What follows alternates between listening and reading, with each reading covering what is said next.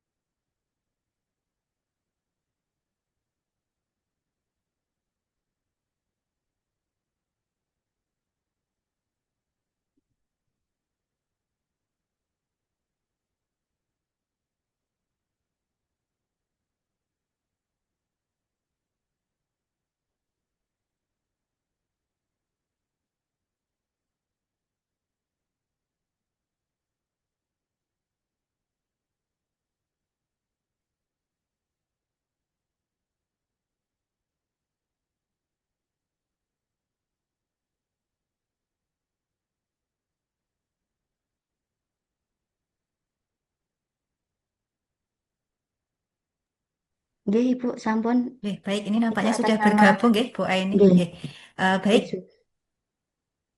Baik, kita mulai untuk peserta yang kedua. Assalamualaikum warahmatullahi wabarakatuh. Eh, Kami sampaikan beberapa hal eh, terkait kegiatan seminar rancangan aktualisasi atas nama Bu Aini Rahmania.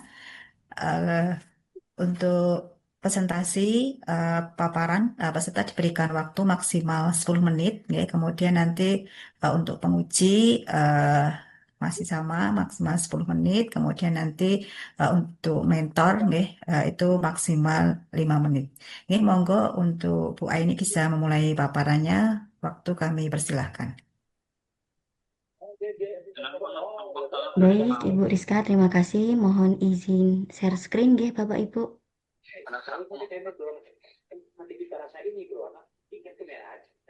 Apakah sampun terlihat, Ibu? Sudah. Sudah, sudah. Sudah. Oke. Nggih,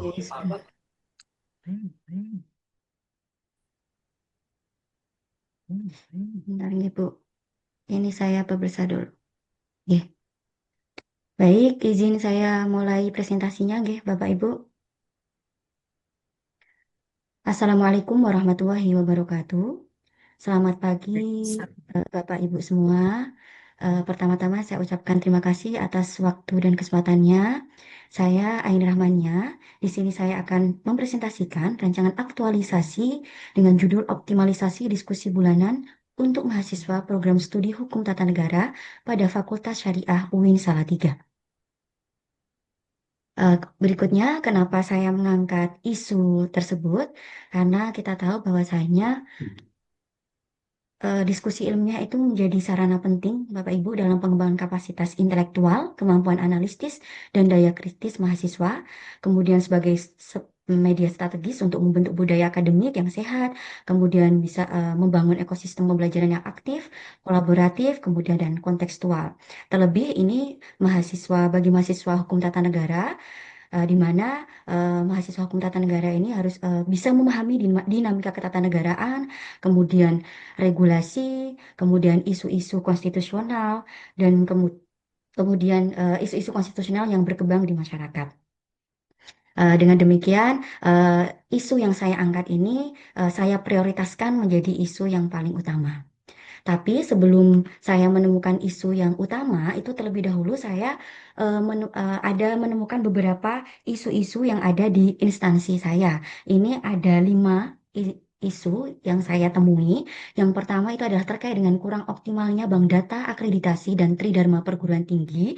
Kemudian kurang optimalnya penelitian yang melibatkan dosen dengan mahasiswa. Kemudian kurang optimalnya pengabdian kepada masyarakat yang melibatkan dosen dengan mahasiswa, belum optimalnya diskusi bulanan untuk mahasiswa, berikutnya fasilitas yang kurang memadai. Dari kelima isu tersebut, maka kemudian saya analisis lagi dengan menggunakan teknik APKL, dan kemudian ditemukanlah 3 isu yang prioritas, yaitu Pertama, ada belum optimalnya diskusi bulanan, kemudian ada kurang optimalnya bank data akreditasi, dan berikutnya itu adalah kurang optimalnya pengabdian kepada masyarakat yang melibatkan dosen dengan mahasiswa. Setelah saya menemui tiga isu tersebut, maka kemudian saya menganalisis lagi supaya ditemukan isu yang paling prioritas. Yaitu ketiga isu tadi berdasarkan rankingnya, itu ada kurang optimal bank data, kemudian kurang optimalnya pengabdian, kemudian belum optimalnya diskusi bulanan untuk mahasiswa. Nah, setelah saya menganalisis menggunakan teknik USG, ternyata kemudian ini ada yang lebih prioritas, yaitu adalah isu yang ketiga, ini belum optimalnya diskusi bulanan untuk mahasiswa. Setelah saya temukan isu yang paling utama, maka kemudian saya menganalisis lagi menggunakan metode Fishbone. Ini tujuannya untuk mengetahui penyebab-penyebab utama terjadinya isu atau kurang optimal diskusi bulanan untuk mahasiswa itu apa sih penyebabnya. Maka kemudian ini ada faktor-faktor yang menyebabkan isu tersebut terjadi.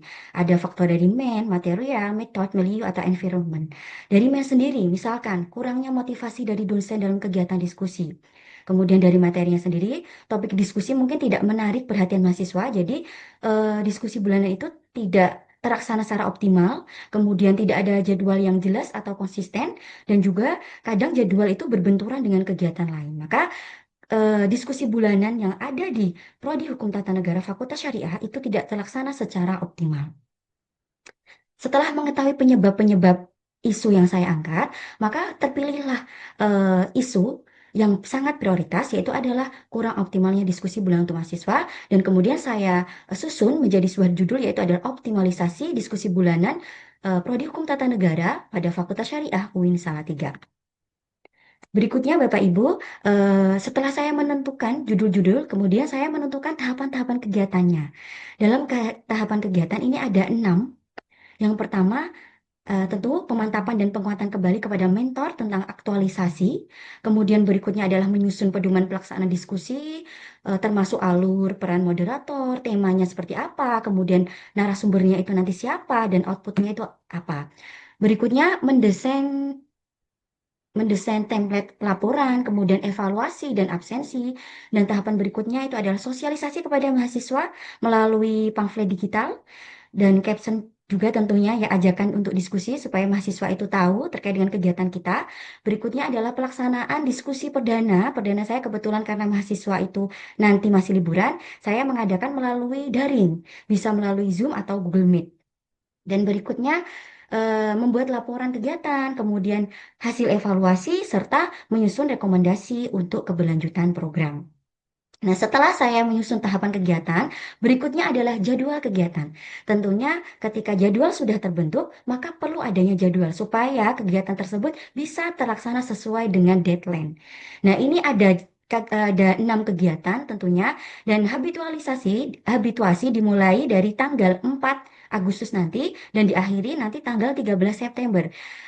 Bapak Ibu bisa melihat di tabel yang saya kasih ungu-ungu, itu adalah kegiatan saya, kegiatan tahapan kegiatan saya yang nanti akan saya laksanakan dalam habituasi sesuai dengan tahapan-tahapan kegiatan. Oke, saya lanjutkan Bapak Ibu. Berikutnya eh, yang namanya suatu kegiatan itu pasti nanti mungkin akan menemui kendala. Tetapi Bapak Ibu, saya di sini menyusun antisipasi-antisipasi ketika nanti ditemui kendala pada setiap kegiatan yang saya susun. Misalkan ketika kegiatan pemantapan dan penguatan kembali kepada mentor tentang aktualisasi, mungkin kendalanya itu komunikasi yang kurang jelas antara mentor dan peserta bisa menyebabkan kesalahan pahaman. Dan kemudian antisipasi yang saya berikan itu adalah mengadakan pertemuan awal untuk memastikan semua pihak memahami tujuan kegiatan. Atau misalkan dalam kegiatan menyusun pedoman pelaksanaan diskusi, mungkin kendalanya nanti terbatasnya waktu tersedia bisa menjadi hambatan dalam menyusun pedoman. Dan kemudian saya akan memberikan antisipasinya itu adalah membuat jadwal penyusunan pedoman yang realistis. Kemudian mendesain template tentunya mungkin ini kendalanya terkait dengan kesulitan dalam menyajikan informasi secara visual yang menarik, karena mendesain template yang baik itu kan memerlukan keterampilan desain grafis ya Bapak Ibu. Jadi antisipasi saya adalah meningkatkan keterampilan saya dalam desain ya melakukan pembelajaran mandiri dengan melihat konten-konten di YouTube atau di media sosial, misalkan dari TikTok, kemudian serta menggunakan tools desain grafis yang mudah digunakan, misalkan kayak Canva dan lain sebagainya. Kemudian terkait dengan kegiatan sosialisasi kepada mahasiswa, mungkin kendalanya nanti akan terjadi mahasiswa merasa kurang tertarik untuk mengikuti diskusi bulanan. Nah, antisipasinya nanti saya akan memilih tema yang relevan. Ya, tentunya menentukan tema diskusi yang menarik dan relevan dengan kehidupan akademis dan ini pada terutama ini yang berkaitan langsung dengan prodi hukum tata negara. Dan berikutnya adalah pelaksanaan diskusi perdana daring. Mungkin nanti kendalanya karena daring, berarti mungkin saja nanti terkait dengan internet ya Pak kendalanya. Jadi alternatif saya, antisipasi saya adalah menyediakan alternatif platform atau aplikasi yang lebih ringan. Nah, berikutnya terakhir adalah membuat laporan kegiatan, hasil evaluasi, serta menyusun rekomendasi. Mungkin nanti ditemui kendala mahasiswa atau peserta mungkin kurang aktif berpartisipasi dalam diskusi, sehingga materi yang didapat tidak mencukupi atau tidak mencerminkan berbagai perspektif yang dibutuhkan. Maka untuk mengantisipasi hal tersebut, saya akan menyediakan survei atau form feedback bagi mahasiswa yang tidak bisa hadir secara langsung agar pendapat mereka itu tetap tercatat. Baik, demikian presentasi saya, Bapak Ibu. Terima kasih atas perhatiannya. Mohon arahan, masukan, dan bimbingannya. Sekian dari saya. Wassalamualaikum warahmatullahi wabarakatuh. Waalaikumsalam warahmatullahi wabarakatuh. Oke, baik untuk kesempatan berikutnya kami berikan kepada Pak Abdul Naim selaku penguji. Kami persilahkan. Oke, terima kasih kepada Bu Rizka selaku moderator, Bu Aini Rahmania. Nggih, Panggilannya apa ini? Bu Aini apa Bu Rahmania? Bu Aini, Pak. Bu Aini. Nggih, Lihat topik utamanya ini luar biasa ini. Diskusi bulanan, gitu. nggih. Ini kenapa nggak mengambil tema diskusi lapangan? Ini saya mengambil yang memang benar-benar prioritas di instansi saya, Bapak. Karena memang Oh begitu. kegiatan diskusi itu tidak benar-benar tidak dilaksanakan secara optimal. Jadi karena saya di sana di sini di instansi saya kebetulan saya sudah mengajar. Jadi saya, selama itu pun saya mengamati kenapa ini kurang aktif, kemudian Iya, iya. mahasiswanya. Jadi saya mulai resah, Bapak ya. Jadi ternyata Nggih, nggih. ditemui. Ini nanti kira-kira teknis di lapangannya seperti apa ini diskusinya? Kalau kita lihat diskusi ini kan banyak bentuknya ya. Ada Nggih, seminar, kemudian ada nggih, lokakarya, workshop dan lain sebagainya. nggih. Nanti teknis di lapangannya seperti apa? Padahal kalau diskusi itu nanti betul-betul bisa menarik mahasiswa ini kan paling tidak kita harus menyiapkan narasumber yang kompeten begitu ya. Terus kemudian kita tahu bahwa menghadirkan narasumber ini kan juga perlu perlu anggaran dan lain sebagainya. Nanti teknisnya seperti apa kira-kira? Baik, Bapak. Terima kasih atas pertanyaannya. Terkait dengan bentuk diskusi sendiri, Bapak, tentunya karena ini yang saya angkat adalah diskusi bulanan, prodi hukum tata negara yang paling utama itu nanti saya akan mengangkat terkait dengan isu-isu aktual terkait dengan ketatanegaraan.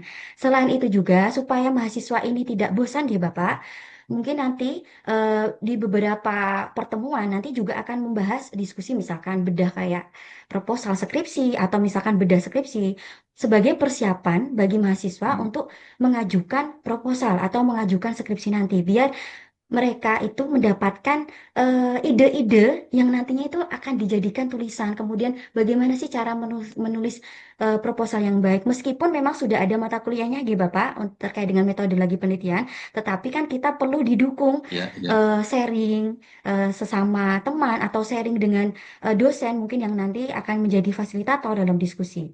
Dan terkait dengan apa fasilitator sendiri atau narasumber sendiri. Nanti untuk yang pertama akan saya isi langsung sendiri Bapak, karena kebetulan saya memang jurusan saya ilmu hukum dan konsentrasinya hukum tata negara. Jadi nanti saya akan isi dan untuk berikutnya nanti saya akan kolaborasi dengan dosen-dosen lain. Tentunya saya mengoptimalkan dosen yang ada di Fakultas Syariah. Ya, itu dulu. Kemudian Oh, jadi dengan dosen-dosen. pemberdayaan pemberdayaan potensi yang ada di kampus ya, berarti ya Nggih, nanti nggih untuk Bapak, nggih. pemateri ya. Nggih, Terus nggih.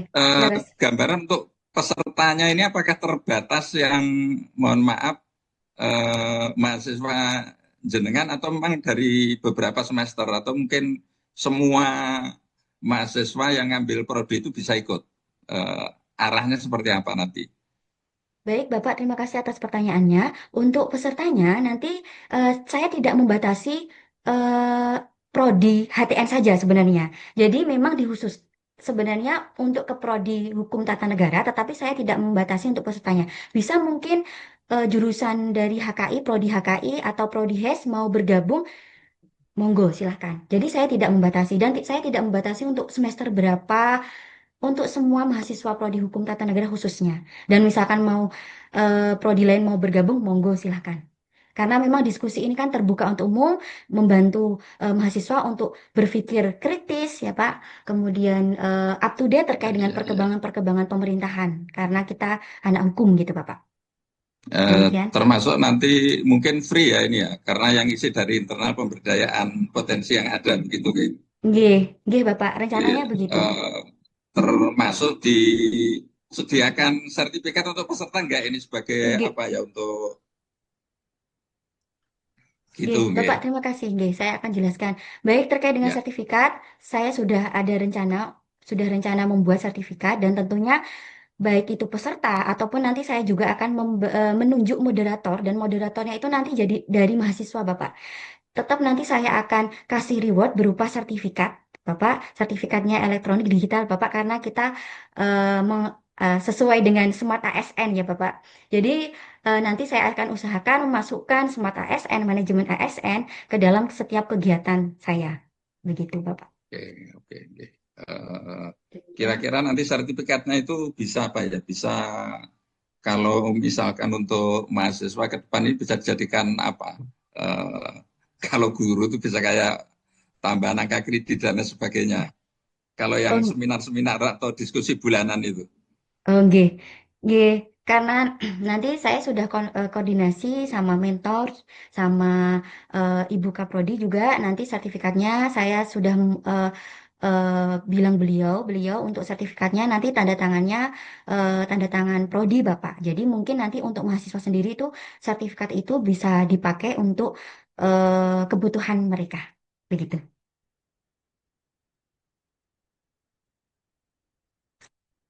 Demikian.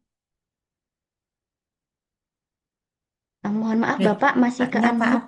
Abdullah mute terus tadi. Iya. Oh, J. Mungkin Nggih. sementara itu Bu Rizka, Bu Aini terkait Nggih. beberapa pertanyaan penting yang kami sampaikan. Nggih. Terima kasih. Oke, Terima baik, kasih terima Pak Abdul. kasih pada Pak Abdul Naim selaku penguji.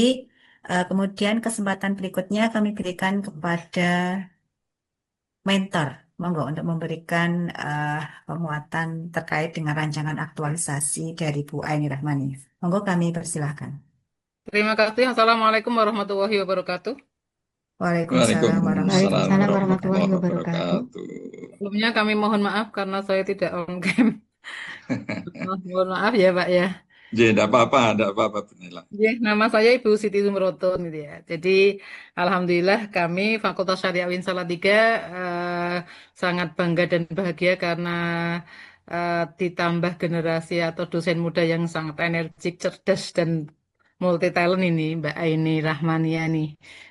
Dan eh, sangat respon terhadap problematika di Fakultas Syariah yang tadi sudah dipresentasikan ya, mulai dari akreditasi, mulai dari kegiatan apa itu rutinitas fakultas dan lain sebagainya dan berdasarkan skala prioritas ternyata Mbak Aini Rahmania ini menangkap gitu ya kegiatan mahasiswa yang selama ini kurang optimal.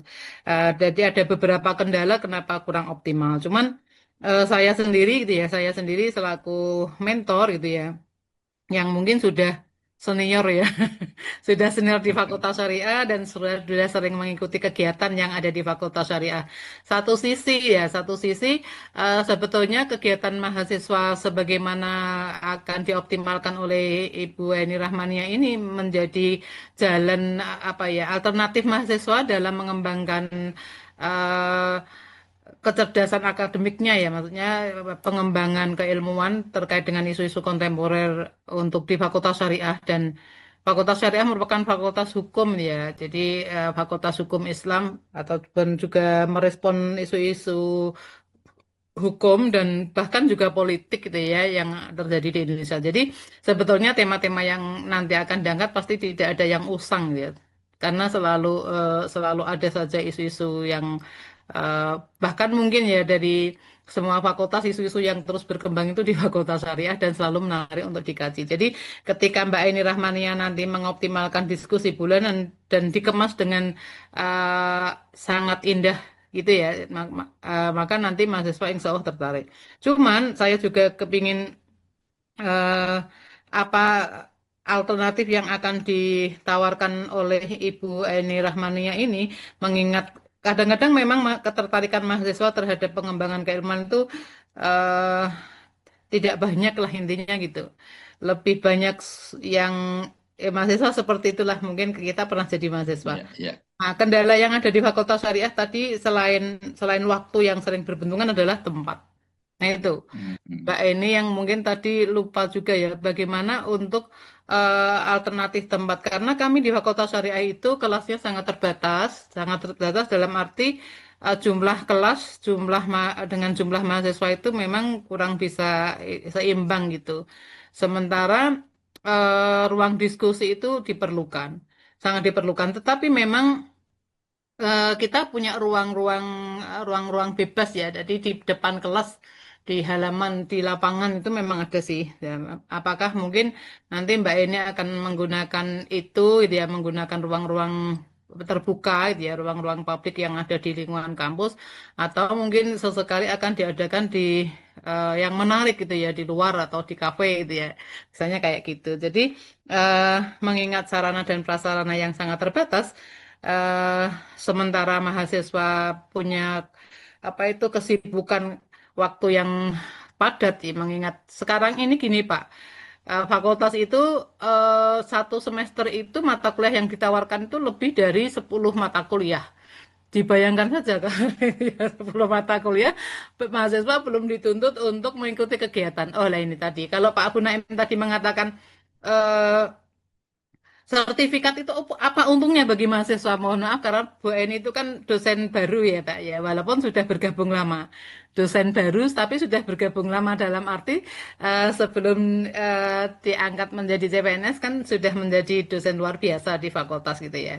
Dan kami tahu sekali tentang bagaimana Mbak Eni, kiprah Mbak Eni selama ini gitu. Jadi kami sangat bangga kalau kemudian bisa bergabung secara tetap. Nah, maksud saya gini, jadi di dalam di Fakultas Syariah dan juga di UIN Salatiga itu kegiatan mahasiswa yang bersertifikat itu ya itu menguntungkan sekali bagi mahasiswa. Kenapa? Karena salah satu syarat untuk mengikuti ujian skripsi ataupun munakosah itu adalah memiliki 100 berapa SKS gitu ya Pak. Karena saya bukan Wadek 3 walaupun saya pernah itu tapi saya lupa kalau jumlah SKS-nya. Tapi satu sertifikat itu 2 SKS. Jadi ketika mahasiswa itu bisa menunjukkan sertifikat, kemudian apa itu menunjukkan sertifikat dan dihitung ya kayak kita menghitung PAK gitu. KK, Seperti iya. ya Betul. seperti kita menghitung PAK gitu. Tapi nanti ditandatangani oleh Wadek 3. Nah, sehingga sebetulnya mahasiswa itu sangat diuntungkan ketika mereka aktif kemudian mendapatkan sertifikat dan kemudian kan ada nilai plusnya gitu ya kalau kita kum gitu ya Pak ya kalau Iya, di iya, betul. itu kan Betul. mendapatkan kum. Nah itu yang mungkin Mbak Aini juga perlu sampaikan kepada adik-adik mahasiswa gitu ya selain memang menambah wawasan itu di situ. Jadi eh, mungkin tadi jadi saya memberi masukan kepada Mbak ini terkait dengan tempat dan juga waktu sarana prasarana gitu ya, sarana prasarana yang dimiliki oleh Fakultas Syariah dan tentunya kembali bahwa karena Mbak Aini Rahmania ini, karena masih muda Pak, saya senior, jadi saya manggilnya Mbak. Ini kan walaupun beliau ini apa ahli atau pakar hukum tata negara, tetapi Mbak ini adalah alumni Fakultas Syariah. Jadi eh, selain ilmu hukum positifnya beliau sangat menguasai, pastinya hukum Islamnya juga menguasai. Jadi sangat pas gitu. Saya sangat bangga gitu intinya gitu. Eh, Mohon maaf, Bu eh, Zum. Saya bukan Fakultas Syariah, tapi ilmu hukum murni iya ilmu hukum murni kan tapi dari Fakultas Syariah. di Fakultas Nah itu di jadi UIN Sal nggak di apa-apa. UIN nggih. Masih jauh dari Bu Zum. Di UIN Jogja kan. Nggih, ilmu hukum Jogja nggih. Nah, intinya tadi jadi monggo nanti Mbak ini memiliki apa rencana yang seperti apa terkait yang pertama tempat. Nah tadi ketika menganalisis terkait optimalisasi diskusi kan kelemahannya ada di tempat, ada di waktu kan gitu ya. Ada di tempat, ada di waktu dan apa itu biar mahasiswa tertarik gitu ya. Jadi untuk menarik mahasiswa datang itu seperti apa? Mungkin kita tahu sekali saya juga mahasiswa itu seperti itulah. Kadang-kadang eh, untuk datang berdiskusi itu ya hanya mereka para aktivis gitu lah. Nah itu bagaimana Mbak Eni nanti strategi dia strategi untuk menarik adik-adik mahasiswa. Tadi saya tawarkan misalnya sesekali di kafe bayar sendiri-sendiri gitu. Misalnya. Itu menarik pasti di kafe, kemudian di ruang kopi gitu ya. Ih, Kemudian diskusinya, mohon maaf untuk waktunya, Ibu. oke, oke. Terima kasih, Butki. Intinya karena Nur nanti bisa ini Mbak Eni ini rajin kok berkonsultasi kepada kami gitu ya di ruangan itu lebih leluasa mungkin Mbak Eni. Mungkin itu Ibu terima kasih atas waktunya dan mohon maaf akhirul kalam. Wassalamualaikum warahmatullahi wabarakatuh. Waalaikumsalam warahmatullahi wabarakatuh. Waalaikumsalam warahmatullahi wabarakatuh. Terima kasih pada Ibu Naila nggih, selaku mentor, kemudian Bu Aini Rahmania selaku peserta atas seminar rancangan aktualisasi. Nggih, monggo bisa live room. Kemudian cek Pak Agus, nggih, mungkin bisa untuk peserta berikutnya yang mentornya sudah siap. Nggih, Ya, monggo. nggih, nggih, nggih, nggih, nggih. Ini Ibu sampun sakit live? Nggih, live-nya Ya, sudah. Oke, Nggih, saya nggih. lagi. Terima kasih Nggih, nggih Pak nggih, Bu. Abdul Naim, Ibu Terima Ibu kasih Dr. semuanya. Zoom. Mohon maaf Oke, Terima lahir kasih dan Bu sami-sami. Sasa. Terima batin. kasih. Mohon arahan Sama-sama. jenengan. Oke. Mohon izin saya Oke. live Ya, dulu nggih semuanya Bapak, sukses Ibu. di Nggih. saya, Lutfi. Nggih, Nggih. sami-sami Bu. Nggih. Sukses Amin. semuanya. Amin, Nggih. amin. Oke.